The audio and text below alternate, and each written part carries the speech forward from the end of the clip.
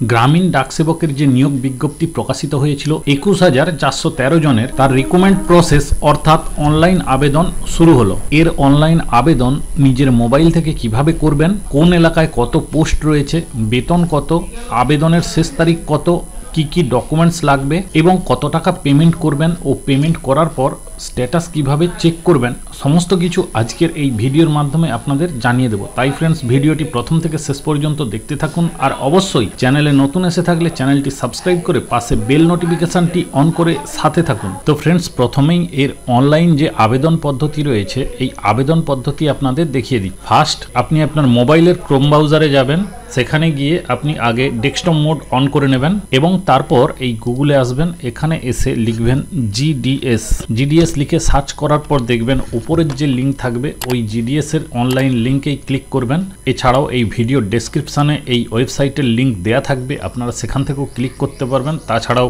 গুগলের অ্যাড্রেস বারে এই নামটি টাইপ করেও এই ওয়েবসাইটে সরাসরি চলে আসতে পারবে। তো এখানে আসার পর ফার্স্ট আপনার কাজ স্টেজ 1 রেজিস্ট্রেশন।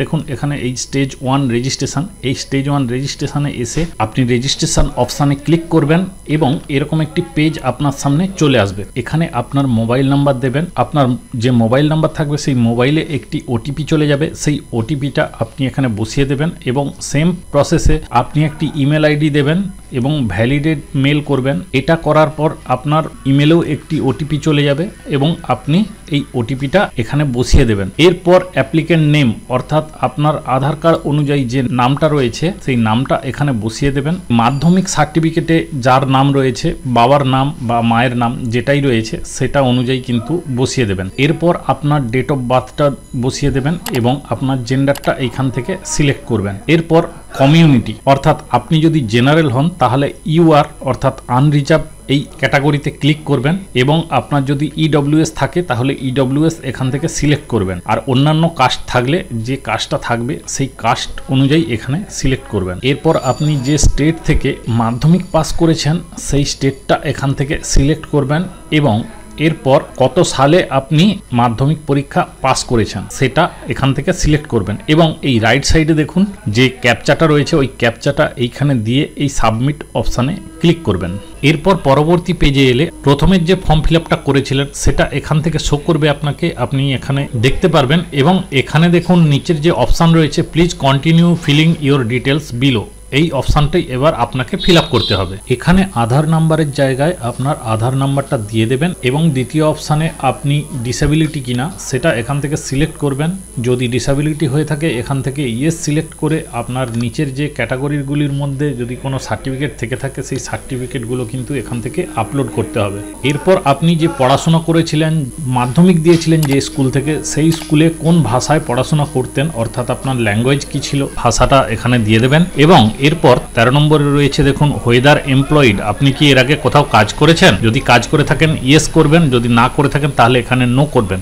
এরপর 14 নম্বর যে অপশানটা রয়েছে এখানে কিন্তু আপনাকে ফটো আপলোড করতে বলা হয়েছে। দেখুন এখানে ফটোর যে ফরম্যাটটা বলা হয়েছে দেখুন জেপিজি ফাইলে আপলোড করতে হবে, সাইজ কিন্তু 50 কেবির ভেতরে এবং 200 DPI এ স্ক্যান করতে হবে এবং ফটোর যে ডাইমেনশন থাকবে সেটা 200x230 পিক্সেল এবং সিগনেচারের ক্ষেত্রেও একই জেপিজি ফাইলে আপলোড করতে হবে। 20 কেবির ভেতরে আপনাকে সাইজটা রাখতে হবে এবং 200 DPI এ স্ক্যান করতে হবে, 140 হোয়াইট এবং 60 পিক্সেলের মধ্যে এটা রাখতে হবে। এরপর এগুলো সব ফিল আপ হয়ে গেলে আপনি এই সাবমিট অপশানে ক্লিক করবেন।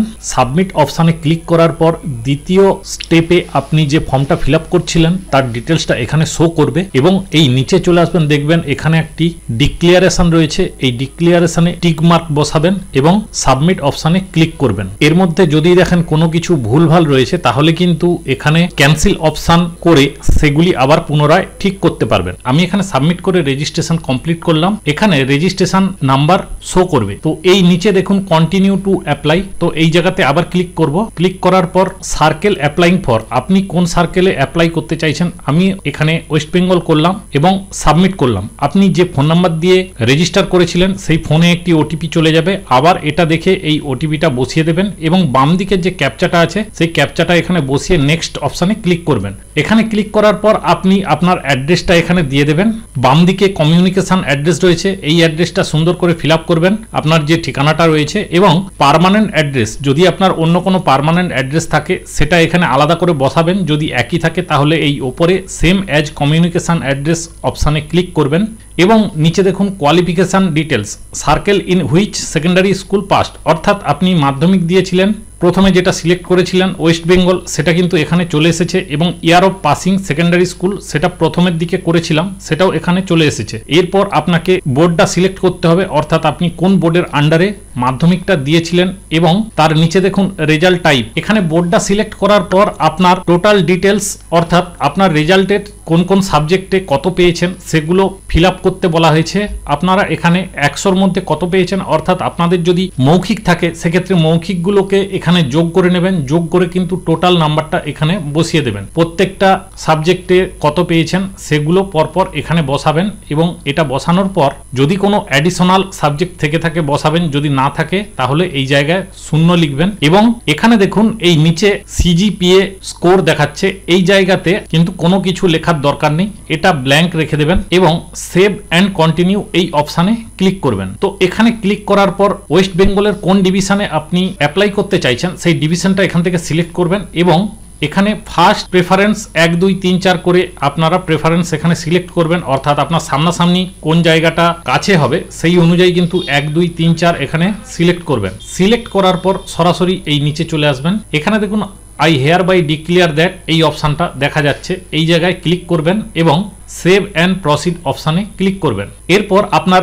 রেজিস্ট্রেশন নাম্বার, মোবাইল নাম্বার, আপনার নাম, আপনার কমিউনিটি এবং কত অ্যামাউন্ট পেমেন্ট করতে হবে সেটা এখানে শো করবে। এরপর এই নিচে মেক পেমেন্ট অপশানে ক্লিক করে আপনি এই পেমেন্টটা করতে পারেন। ক্লিক করার পর আপনি এখান থেকে যদি ডেবিট বা ক্রেডিট কার্ডের মাধ্যমে দেন তাহলে এখানে কার্ড নাম্বার সিলেক্ট করবেন, যদি নেট ব্যাঙ্কিংয়ে দেন তাহলে এখানে নেট ব্যাঙ্কিং সিলেক্ট করবেন, এবং যদি কিউআর কোড থেকে দেন তাহলে কিন্তু এই নিচে দেখুন কিউআর কোড অপশান রয়েছে, এই কিউআর কোড অপশানে ক্লিক করলে এখানে একটি কিউআর কোড শো করবে। এই কিউআর কোডে আপনি স্ক্যান করে এই 100 টাকা পেমেন্ট করে দিতে পারবেন। তো এই পেমেন্টটা করার পর যে অ্যাপ্লিকেশন ফর্মটা সেটা আপনি এখান থেকে প্রিন্ট করে কাছে রেখে দেবেন, এবং এটার জন্য যদি চেক করতে যান আপনার পেমেন্টটা ঠিকঠাক হয়েছে কিনা এই উপরে ফিজ পেমেন্ট চেক ফিজ স্ট্যাটাস এই অপশানে আসবেন। এই অপশানে আসার পর এখানে যে রেজিস্ট্রেশন নাম্বারটা দেওয়া রয়েছে সেই রেজিস্ট্রেশন নাম্বারটা দিয়ে সাবমিট করলেই এখানে দেখুন আপনার ফোনে কিন্তু একটি ওটিপি পাঠানো হবে, সেই ওটিপিটা দিয়ে সাবমিট করলেই ফিজ পেমেন্ট হ্যাজ মেড সাকসেসফুলি, অর্থাৎ আপনি যে পেমেন্টটা করেছিলেন পেমেন্টটা সাকসেসফুল হয়ে গেছে। তো এখানে আরো একটি কথা জানার আছে, এখানে যে টাকাটা দেবেন সে টাকাটা কিন্তু ফেরতযোগ্য নয়, এই টাকা দেওয়ার পর আপনারা ফেরত পাবেন না, এবং আপনারা দেখতে পারবেন আপনার এলাকাতে কতগুলো ভ্যাকেন্সি রয়েছে। তো এর জন্য কিন্তু সিম্পলি আপনি জিডিএস এর অফিসিয়াল ওয়েবসাইটে চলে আসবেন।